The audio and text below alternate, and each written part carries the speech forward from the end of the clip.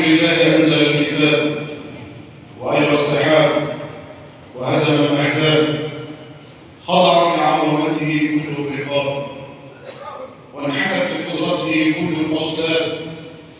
سيدنا آدم لما قال يا ويلتى أعجزت أن أكون مثل هذا الغراب، سد هود لما استغفر ربه وخر راكعا وأناب، سأل سليمان لما قال رب هب لي ملكا لا ينبغي لأحد من بعدي إنك أنت الوهاب، سأل أيوب لما قال الله له اركض برجلك هذا مغتسل بارد وشراب، سأل يحيى لما نادته الملائكة وهو قائم يصلي في المحراب، سأل مريم لما قالت هو من عند الله إن الله يرزق من يشاء بغير حساب، سأل عيسى لما تكلم في المهد وأجاب وقال إني عبد الله آتاني الكتاب، سأل يوسف عن التي راودته وغلقت الأبواب، سأل فرعون لما قال يا هامان لي صرحا لعلي أبلغ الأسباب، سأل القرآن عن سورة الأحزاب، وسأل رسول الله عن بني قريظة وأهل الكتاب، وسأل ليلة المعراج ولقائه مع الأنبياء والأصحاب، وسأل سدرة المنتهى فمحمد فوقها بلا حجب ولا حجاب. وأشهد أن لا إله إلا الله فتح التائبين الأبواب وأعتق الرقاب، وإذا سئل أعطى وإذا دعي أجاب. سل عكاشة بن محصن عن 70,000 يدخلون الجنة بلا حساب، سل النار عن خباب، وسل يوم بدر عن الحباب، وسل الشياطين تفر من عمر بن الخطاب، وسل الإنجيل عن محمد فالإنجيل أجاب، محمد لا فضل ولا غليظ ولا سخاب. سل حوض النبي ففيه أحلى شراب، سل حوض النبي ففيه أحلى شراب، سل يوم الشفاعة فمحمد قال أمتي أمتي فقال الله رحمتي وأجاب. وأشهد أن سيدنا وحبيبنا وعظيمنا وقرة أعيننا نبينا محمد صلى الله عليه وسلم وبارك عليه خرج على أصحابه ذات يوم والبشر يرى في وجهه، وكان صلى الله عليه وسلم إذا سر استنار وجهه كأنما قطعة قمر، فقيل يا رسول الله على ما نرى البشر في وجهه؟ قال إنه قد أتاني الملك وقال محمد ربك يقرئك السلام ويقول لك أما ترضى أنه ما من أحد من أمتك يصلي عليك صلاة إلا صلى الله عليه بها 10. قال رضيت يا رب. قال ولا أحد من أمتك يسلم عليك إلا سلم الله عليه بها 10. قال رضيت يا رب. قال فإن الله جمع ذلك كله لك. صلوا عليه وسلموا تسليما، فالله قد صلى عليه قديما وحباه من خلق عظيم، فابشروا يا مادحين لذاته تعظيما. يا مصطفى وأنت ساكن مهجتي روحي فداك وكل ما ملكت يدي، لك معجزات باهرات جمة وأجلها القرآن خير مؤيدي، ولقد وقفت مسجدي كهمتي وسعادتي ألا بغيرك أبتدي. يا رب صل على النبي محمد، يا رب صل على النبي محمد واجعله شافعنا بفضلك في غدك، فلقد علمتك منعما متفضلا لذا دعوتك فاستجب لي سيدي. أوصيك ونفسي بتقوى الله. الله أسأل أن يرزقنا تقواه في السر والعلانية، وليخشى الذين تركوا من خلفهم ذرية ضعافا خافوا عليهم فليتقوا الله وليقولوا قولا سديدا. ومن يتق الله يجعل له مخرجا ويرزقه من حيث لا يحتسب، ومن يتوكل على الله فهو حسبه إن الله بالغ أمره قد جعل الله لكل شيء قدرا. حياكم الله جميعا وإياكم، وطبتم وطاب سعيكم ومشاكم وتهوأتم من الجنة منزلا. الله أسأل كما جمعنا في الدنيا على طاعته وفي بيته من بيوته أن يجمعنا في الآخرة في جنته ودار كرامته، إنه ولي ذلك والقادر عليه. كما أسأله سبحانه وقد نزلنا ضيوفا عنده في بيته أن يكون جزاؤنا أن قوموا جميعا فقد غفرت لكم واعتقت رقابكم من النار. قولوا آمين فلعلها ساعة إجابة. آمين يا رب العالمين. أيها الكرام الأحباب، إن الأيام سرعان ما تنقضي والآجال سرعان ما تنتهي، والعبد موقوف أمام الله والله سائله عن عمره فيما فعل فيه. قال ربنا: كم لبثتم في الأرض عدد سنين؟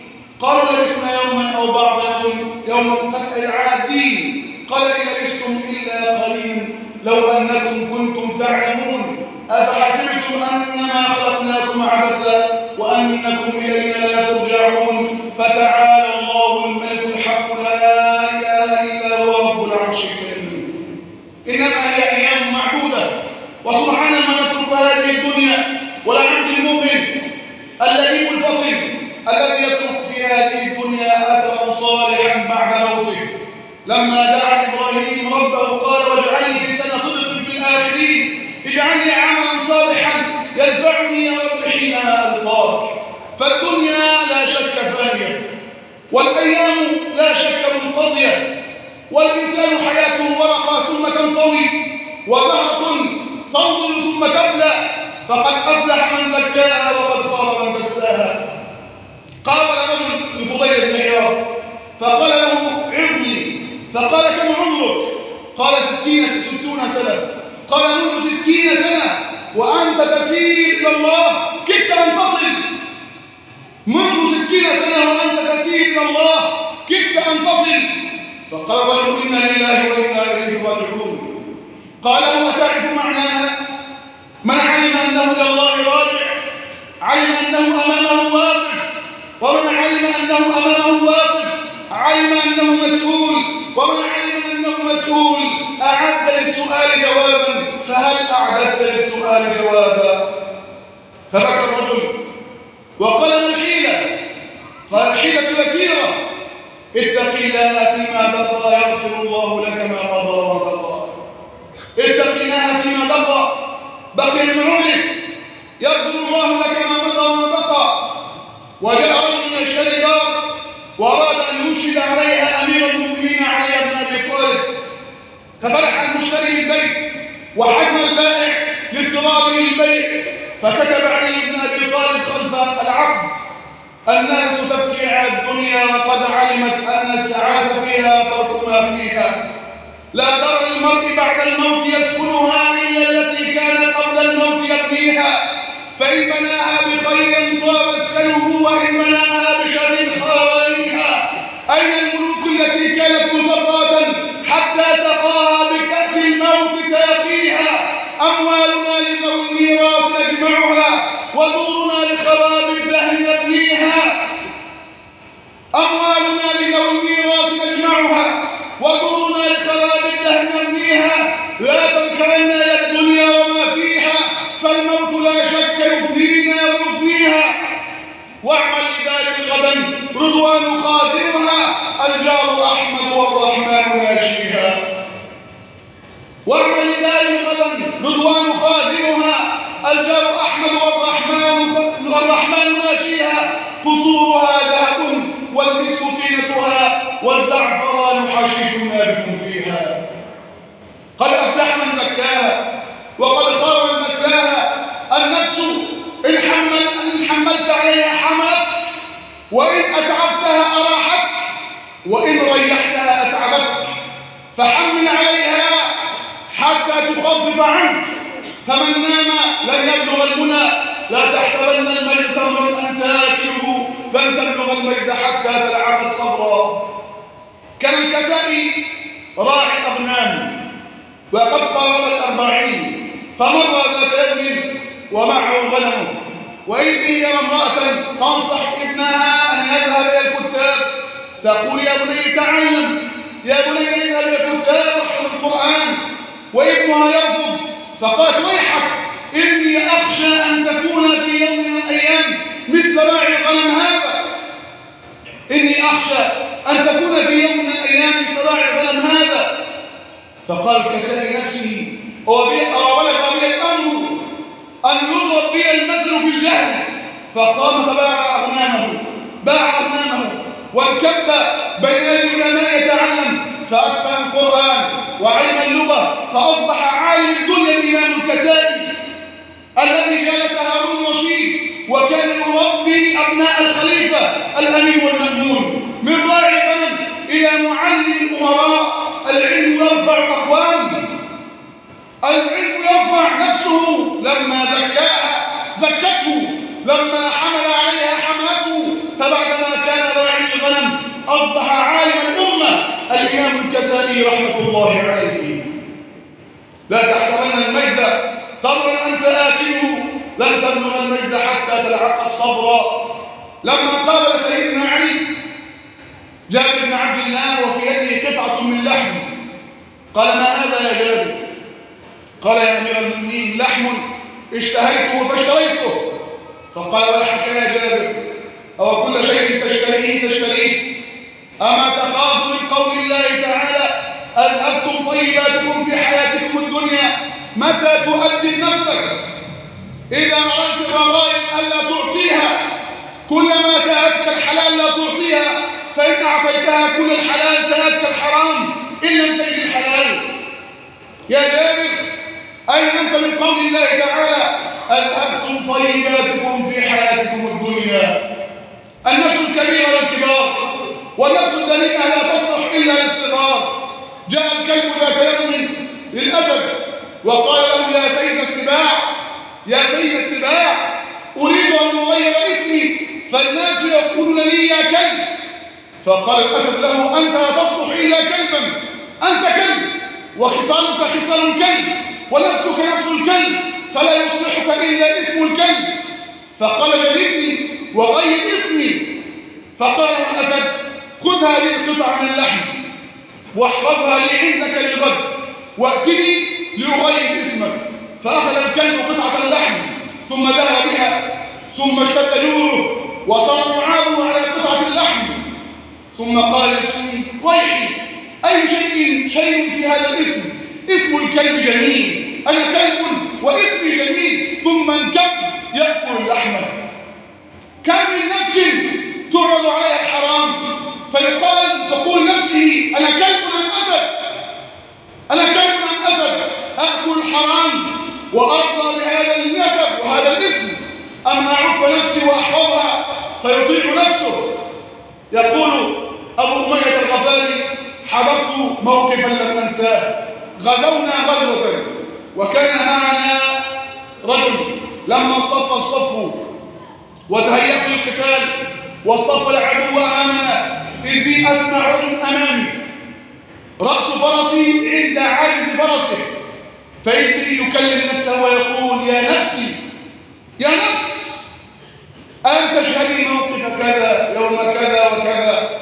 فقلت لي: أهلك وعيالك، فرجعت وأطعتك.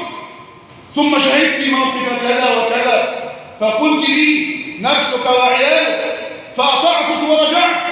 والله لأعرضنك اليوم على الله، والله لأعرضنك اليوم على الله، إن شاء أخذك وإن شاء ردك، إن شاء أخذك وإن شاء ردك. قال: فرقبته فقاتل قتالا شديدا، وكلما انكب العدو علينا كان متقدما يذب عنا حتى فارق الحياة، فرأيت في جسده وفي فرسه 60 ضربة بسهم وسيف. هذا حسب نفسه.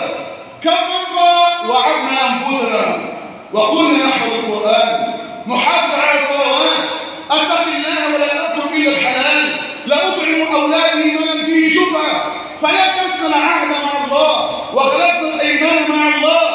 أن يأتي الوقت لتقف أنت مع نفسك وتقول لها: كم مرة عاهدت وأطعت وعصيت الله؟ متى يأتي الوقت التي لا تقارن فيه نفسك لنفسك، لا تقول فيه نفسك: دع المكارم لا ترحل لبغيتها، واقعد فإنك أنت الطاعم الكاسي. آخر ما أختم به هذه الخطبة: كان عطاء بن رباح رجل دميم الخلقة، غلام صغير أفطس الأنف أسود الوجه، كانت عنقه محشورة بين كتفيه. فقالت له أمه: يا بني، إنك والله لن تجلس مجلسا حتى تكون محل السخرية والاستهزاء بين الناس. أنت هيئتك تستجلب عليك السخرية، لن تجلس مع قوم إلا كنت أقلهم شأنا ومحل سخريتهم. فاذهب يا بني فتعلم العلم فلن ينفعك إلا العلم. فذهب عطاء بن رباح يتعلم العلم، فأصبح عالم المدينة يأتيه الناس من كل مكان برغم هيئته هذه، ولي القضاء 20 سنة قاضي المدينة كان يأتيه خصمين يتحاكمان عنده فيبتعدان من فرط هيبته ومكانته. نفسك هذه أقسم الله بها 11 قسما في القرآن، فقال الله: والشمس وضحاها والقمر إذا تلاها والنهار إذا جلاها والليل إذا يغشاها والسماء وما بناها والأرض وما طحاها ونفس وما سواها فألهمها فجورها وتقواها قد أفلح من زكاها وقد خاب من دساها. متى تسأل نفسك وتقول ماذا قدمت يا نفس من عمل الدنيا وعمل الآخرة؟ ألم تسمع قول الله تعالى: ومنهم من يقول ربنا آتنا في الدنيا وما له في الآخرة من خلاق، ومنهم من يقول ربنا آتنا في الدنيا حسنة وفي الآخرة حسنة وقنا عذاب النار أولئك لهم نصيب مما كسبوا والله سريع الحساب. أقول قولي هذا واستغفر لكم واستغفروه إنه هو الغفور الرحيم.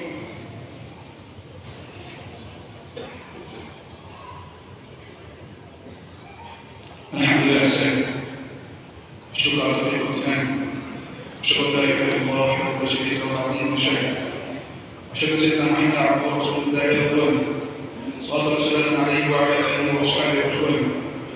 روى ابن حجر في إصابته في تمييز الصحابة قال: بعث عمر بعثة إلى الروم ليغزو بلاد الروم، فانهزم بعض المسلمين ووقعوا في الأسر، فقال: يا رب ملك الروم ائتوني بأحد هؤلاء المسلمين أسمع منهم، أرى عقل هؤلاء كيف يفكرون.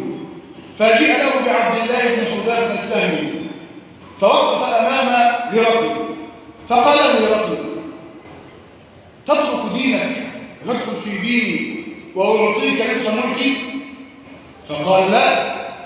تترك دينك تدخل في ديني وأعطيك نصف ملكي؟ فقال: لا. فقال: أعطيك ملكي كله وتترك دينك تدخل في ديني؟ فقال: والله لو أعطيتني ملكك وملك آبائك وأجدادك وملك العرب والعجم لن أترك دين محمد طرفة عين.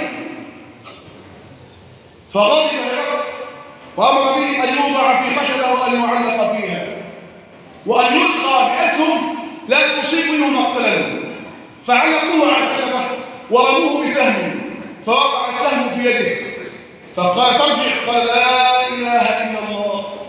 فألقاه بسهم فوقع في قدمه، ترجع عن دينك؟ فقال: لا إله إلا الله.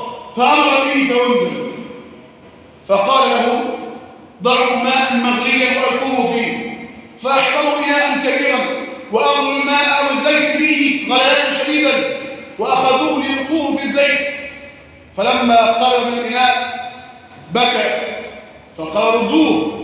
تبكي جزعا ترجع عن دينك؟ قال: لا والله، ولكني أعلم أن لي نفسا واحدة تقتل الآن في سبيل الله، وددت لو أن لي 100 نفس تقتل كلها في سبيل الله. فقال الرجل: مثل هذا لا يقتل، مثل هذا لا يقتل، ضعوه في الحبس. فحبسوه ثم قال لجلسائه: ماذا أصنع مع هذا الرجل؟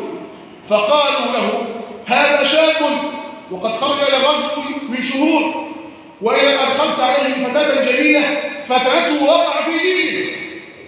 فأدخلوا عليه امرأة من أحسن نساء الروم وتخلت عن ثيابها ودخلت عليه، فمكثت عنده ثم خرجت، فقال لها: ماذا صنعت معه؟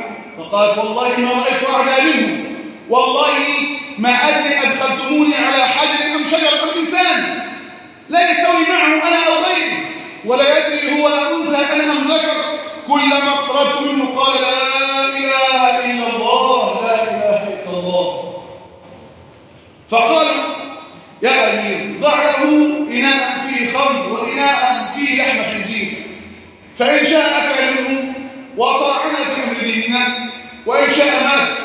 فوضع له الطعام لحم الخنزير فمكث 3 أيام حتى التوى عنقه من الجوع والعطش، فأخرجوه وقال له هرقل: ما حملك ألا تأكل؟ فقال: يا هذا، أما إن الله أحل لي أن أأكل في مثل هذا الموضع، ربي أحل لي أن أأكل في اضطرار هذا، ولكني أردت أن لا أشرك الإسلام في أعداء الإسلام، فقال له هرقل: يا هذا، تقبل رأسي وأطلق سراحك؟ فقال: لا، أقبل رأسك وأطلق سراحي وسراح ما معك وسراح من معي من أسرى. فقال: أفعل. فقام عبد الله بن حذافة فقبل رأسه فأطلق سراحه وسراح معه من أسرى. فلما سمع عمر بن الخطاب القصة قام له وقال: حق على كل مسلم أن يقبل رأس عبد الله بن حذافة. فقام عمر فقبل رأسه وقبل الناس رأسه. إذا كانت النفوس كبار تعب في مواجهة أجساده، فمن كان عالي النفس لا يرضى بالدنيا. أيها الكرام، ربنا سبحانه وتعالى خلقنا لنعمل، لا تركن وتقول رزقي مكتوب عند ربي. ربك أمرك أن تسعى في هذه الحياة الدنيا واستغل شبابك وحياتك. أتعجب أشد العجب حينما نمر على المقاهي ونرى الشكوى، وهؤلاء يجلسون بالساعات على المقاهي يبذلون من أموالهم الكثيرة، وتراه يشتكي أي شكوى تشتكي منها، وأنت تنفق حق أولادك وحق زوجتك عن نفسك. اعمل، فإن الدنيا أيام قلائل، وربك يسألك عن شبابك فيما أفنيته وعن عمرك فيما أبليته. وقفوهم إنهم مسؤولون. اللهم استرنا باسمك الجميل، اللهم استرنا ولا تفضحنا، أكرمنا ولا تهنا، أعنا ولا تعن علينا. اللهم ارفع مقتك وغضبك عنا، وابصر علينا بذنوبنا من لا يخافك ولا يرحمنا. اللهم صب على نسر الخير صبا صبا، اللهم صب على نسر الخير صبا صبا،